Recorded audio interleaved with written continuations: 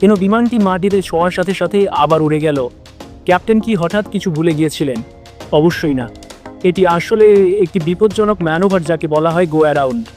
গো around মানে হলো বিমানটি অবতরণের কাছাকাছি বা চাকা ইতিমধ্যে রানওয়েতে ছুঁয়েছে, কিন্তু পাইলটরা বুঝতে পারেন যে অবতরণ আর নিরাপদ নয়, তাই সঙ্গে সঙ্গে সেটি বাতিল করে আবার উপরে উঠে আরেকবার চেষ্টা করতে হয়।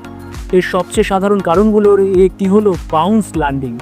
বিমানটি রানওয়েতে আঘাত করে আবার লাফিয়ে ওঠে, এবং একবার এমন হলে আবার লিফট তৈরি হতে শুরু করে। তখন জোর করে আবার নামাতে গেলে ল্যান্ডিং গিয়ারের গুরুতর ক্ষতি হতে পারে। আরেকটি কারণ হলো হঠাৎ করে ক্রসুইং বেড়ে যাওয়া। পাইলটরা হয়তো ইতিমধ্যে বিমানটি ঠিকভাবে সারিবদ্ধ করেছেন, কিন্তু পরের মুহূর্তেই শক্ত বাতাস এসে এটিকে সোজা পথ থেকে সরিয়ে দিতে পারে। কিন্তু গো অ্যারাউন্ড নিজেও খুব বিপজ্জনক।